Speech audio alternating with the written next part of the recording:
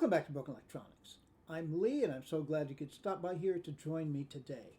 Now, rather than another one of our usual retro tech videos today, we're going to be taking another look at our foray into the future with the M1 MacBook Air. I, of course, when I made the decision to purchase the instrument, I looked at many videos. I wanted to make sure I made the wisest decision possible. And what I did notice is that a required video seems to be accessories for the M1 MacBook Air. So this is going to be the Broken Electronics M1 MacBook Air accessories video. Now, one little difference, they're almost always titled the best accessories for the M1 MacBook Air. I don't know that these are the best accessories. They're the ones I ended up deciding to buy. I haven't bought all of them. I mean, I'm not in a position in life where people give me things in order to review them on videos. What a strange idea there. But they are the ones that I have bought. I've also got some that I had for my previous one, the 15-inch late 2015 MacBook Pro that I traded in for this. Some of which I continue to use, some of which I don't. So we're going to take a look at some of the possibilities for accessories for the M1 MacBook Air. And if you're interested in that, please stay tuned. Okay, so let's start out today with a little bit of a look at the laptop itself. And looking at this, you might be wondering to yourself, gee, I didn't know it came in blue. Well, of course it doesn't. This is a case. It's made by KECC, K-E-C-C. They have a model of this for many different versions of MacBook Airs and MacBook Pros. So if you do get one, you want to make sure you buy the right one. It's a hard shell. It's supposed to be Italian leather on the top, which is very nice, very protective. So we're not going to be as worried about the possibility of scratches and dings on the outside of the case there. Turning it over, we do have ventilation holes, so we'll get some heat dissipation coming from there. Not that the machine runs super hot, but there you go. And these rubber feet are very effective. They hold the machine very steady. All right. And if we open it up, the blue keyboard. Again, of course, it's black, as you can see from the start button, which is also the finger touch button. This is an overlay.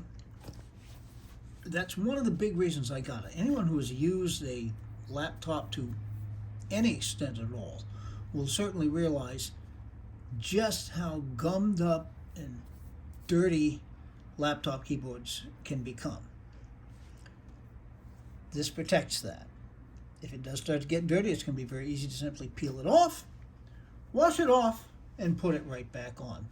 I was concerned when I got to. Now, unfortunately, this is not super expensive. There'll be links to all of these things in the description. It's not super expensive. I think it was under $30, so I figured it's worth a shot. I was concerned, how is the typing experience going to be? Because this keyboard has been really nice to type on. It's not quite as good with the overlay on there, but it works. And I want to, of course, preserve this machine. And when the day comes, if in fact the day ever comes, that I decide to sell the machine, it will be in as good condition as I can maintain it.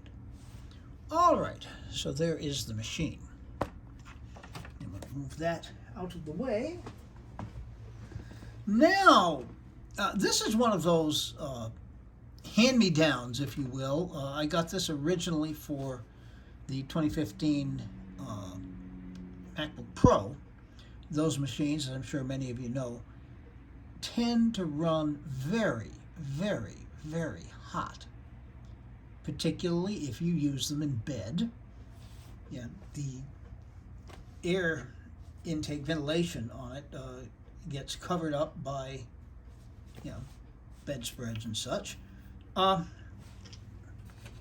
It does plug in to one of the USB-A ports, and these fans will go on. And I use this a lot. It really helped a great deal with that 2015 MacBook Pro. I do tend to use the laptop in bed a fair amount, so I do continue to use this. Obviously, the MacBook, the M1 MacBook Air does not have USB-A type ports. We'll get to that in a bit. However, it runs so much cooler that I have really felt the need to turn these fans on. However, it is nice. It raises it up a little bit. It lets things cool a little bit. Those vents on the bottom of the case cover now have someplace a little bit more to go. All right. Now, continuing with things that I had for earlier MacBooks. The Magic Mouse. I do like using a mouse. I will point out, though, while I use this with my 2015 all the time, with the M1 MacBook Air, that trackpad is so good. It's bigger. And I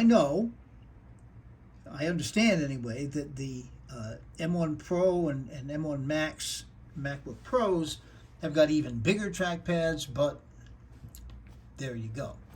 I haven't used it that much. Now, I tend to think I probably will if I'm someplace and doing some really serious work. But for light computer use, I haven't found it real necessary. I'll continue to carry it with me. All right, now,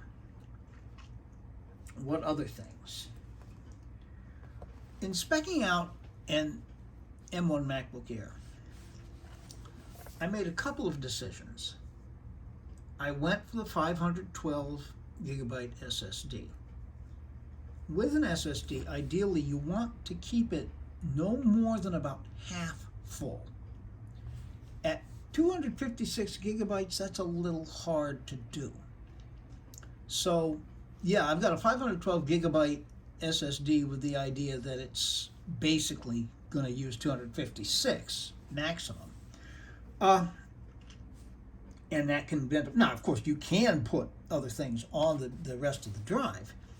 However, I got this.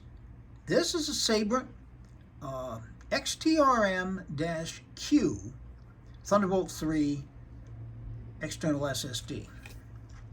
Right? It will plug into one of our two Thunderbolt ports on the MacBook Pro. This happens to be a 2 terabyte drive. You can get them, I think you can get them in 512 all the way up to, I believe, 8 terabytes. It's fast. It's not as fast as the internal SSD, which kind of blew me away with exactly how fast it is. I'd never seen an SSD with read-write speeds that high before. But this is close. It's very good. One caveat to using this, and I imagine other versions of this, it does eat battery. So if you're on the go, you might want to not plug it in. Just keep it in the bag. Not plug it in unless you really need to plug it in, at least while you're running on battery power. One of the things I've been doing on the machine is watching hockey games. And I'd watch an entire hockey, 3 hours of a sporting event streaming, and go from 100% to 80 to 85%. I did it once with this plugged in. It went from 100% to 70, 75, which is still not that bad, really. But, just the words of the wise on this. It will take that astonishing battery reserve that the machine has and eat into it quite a bit. Still, 2 terabytes of storage that can go in there. I can carry video files on there. I can carry all kinds of things. And if I happen to need to refer to any of those files, just plug it on in. All right. Now, that, of course, takes up one of your 2 precious Thunderbolt ports, the only I/O the darn thing has. So you really do need to have some kind of hub. And what I ended up going with is the QGeem, I guess, USB C Hub. All right. You have SD card reader, micro SD card reader. These are, in essence, useless to me. We have one USB-A port, it's USB 3, an HDMI port. Now again, you know, you're carrying this in a bag and using it on a plane or whatever, not something you're going to pull out that much to plug an external monitor in, but who knows, you might. 2 more USB Type A and a USB Type C. And it is USB-C. It does not pass through Thunderbolt speeds, but you can plug in a USB-C device to that port and have it work. Very importantly, however, it's also power pass-through. So you can, if you need to charge up when you're on the go, you can plug right in and you're ready to go. All right. So that becomes quite important. Now, how much have I used it? Yeah, I haven't really had to use it that much, but I've been using it around the house, and under the present circumstance in which we live, you know, we're just not traveling all that much. I'm sure we'll get to the point that we do. Now, something I got that, I mean, I've used it, but it was sort of a flyer. A hub. Sabrent Thunderbolt full function USB 3 Thunderbolt, 3 dock. All right. And it's not really that big. It's obviously a lot bigger than the QGeem. We'll look at those together. For similar functionality, we have headphone jack. We have, why that's so important, I don't, well, maybe, you know, there's a headphone jack on the MacBook Air itself. 2 USB 3 ports. Once again, the SD card reader. Now, I use my iPhone as a camera. I suppose you can look at that as another accessory. I did splurge on getting an iPhone Pro Max 13. I can't show it to you right now because, of course, it's the camera. So I haven't at this point had any use for that. Now, if we look around on the back, Gigabit Ethernet, HDMI, that's the power port there. Here we have the power pass-through Thunderbolt, and this, of course, does need to be powered. And another, this is a full Thunderbolt 3 port, so you get your Thunderbolt 3 port back. And 3 more, so you get a total of 4 USB 3s. All right, now, and you look at this, while you know, it's obviously a pretty big thing, it's not gigantic. You could conceivably put this into your laptop bag and bring it around.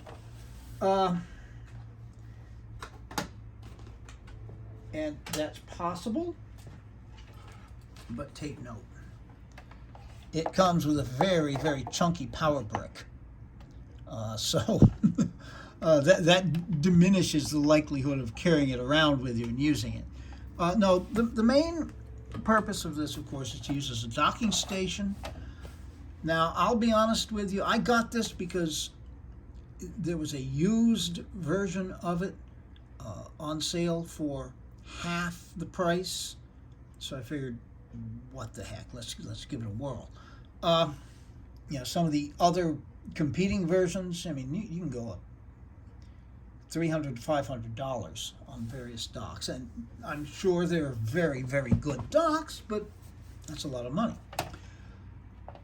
I have never plugged a MacBook Pro or MacBook Air into an external monitor.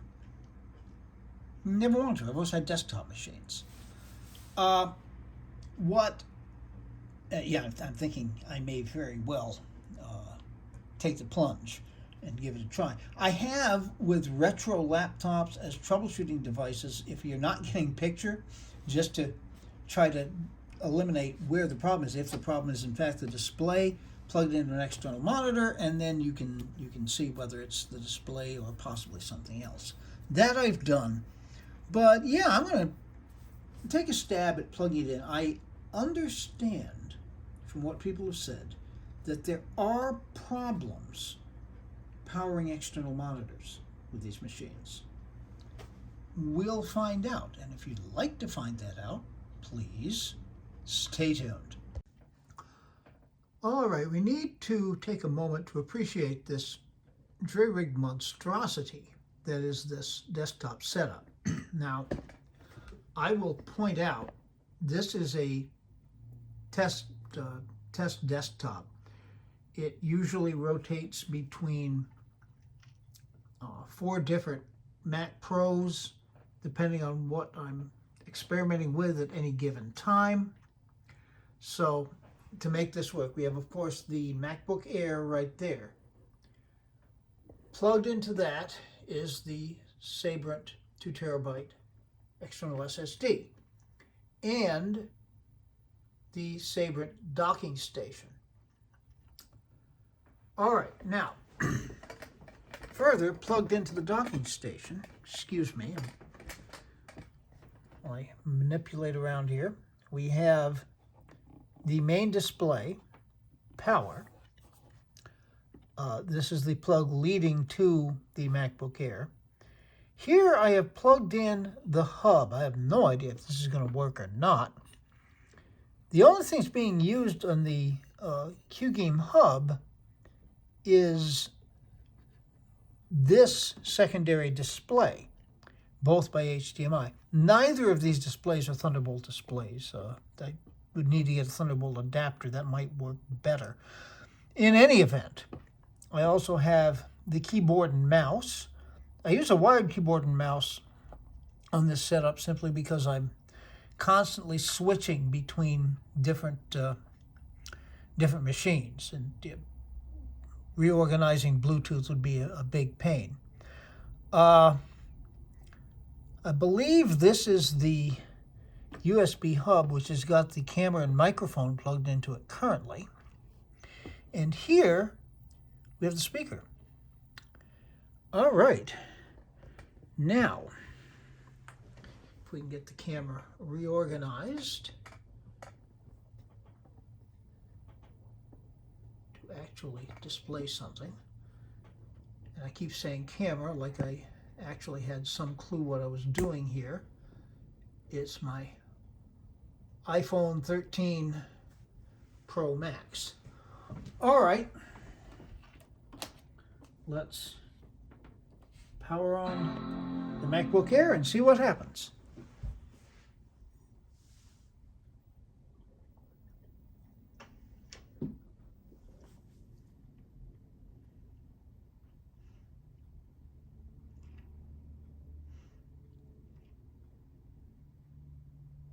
Up. Okay.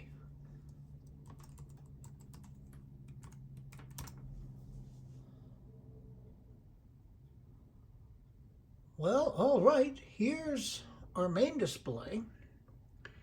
The secondary display is showing nothing.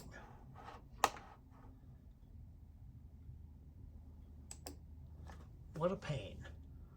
Okay, now, display settings here. Okay, set to DVI. I'll set it to HDMI.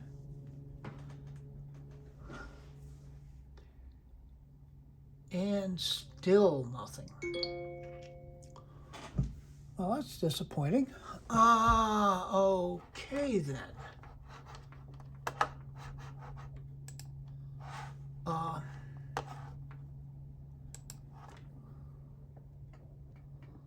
What can we do? Let's see. Boy, this resolution's going to be crazy, but let's go to displays. Add display. Well, here's a thought. It's not showing anything else. I've got the MacBook Air in clamshell mode, so that display isn't going to show up. The secondary display isn't showing up at all, which doesn't completely surprise me.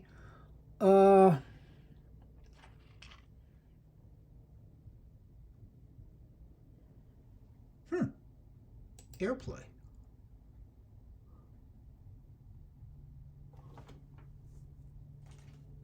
Bluetooth mode. Okay, yeah. And look what happened to the display here.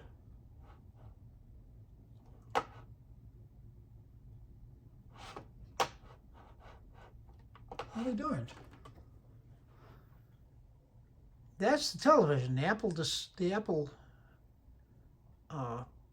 TV is displaying it as a secondary monitor. Isn't that cool?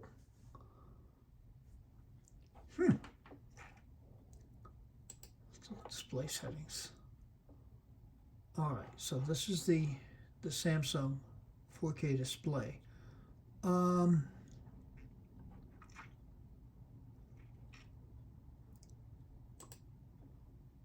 we take it down, okay. Preferences error. There's an error in displays preferences, but we're okay. Mouse is still going over there. Sometimes I open Firefox here. Yeah, it's just like just like having another display, isn't it? Oh, how cool is that? Okay, now I would suspect there must be some kind of Thunderbolt to HDMI adapter that would get that second display working. I don't see it as a big deal, quite honestly. I'm not likely to actually use it in this mode. You know, I'm going to shut this down and end up with my MacBook Pro, my Mac Pro hooked up again here. But it is interesting, and this display connected to the, there's my mouse. Okay, this display connected to the HDMI port on the dock popped right up with no real problem. It didn't show the boot screen at all, but that isn't really a big deal. If you need the boot screen, you can open the MacBook Air. And I can get a second display if I want it by simply popping over the Apple TV. How cool is that? All right. You know, I think I'm going to end this here. We've been at this long enough. I hope you've enjoyed this little look at accessories on the MacBook Air, the Broken Electronics take on that. Be good to other people. They need it and deserve it. Be good to yourselves. Any good we do in this world has got to start from that. We can make this world a better place. It isn't yet. So please, take very, very good and careful care in these very difficult times. We're going to be back with you with more things than you can shake the proverbial stick at. G3s, G4s, G5s, Mac Pros, who knows what else. Until that's available on the channel, this has been Broken Electronics.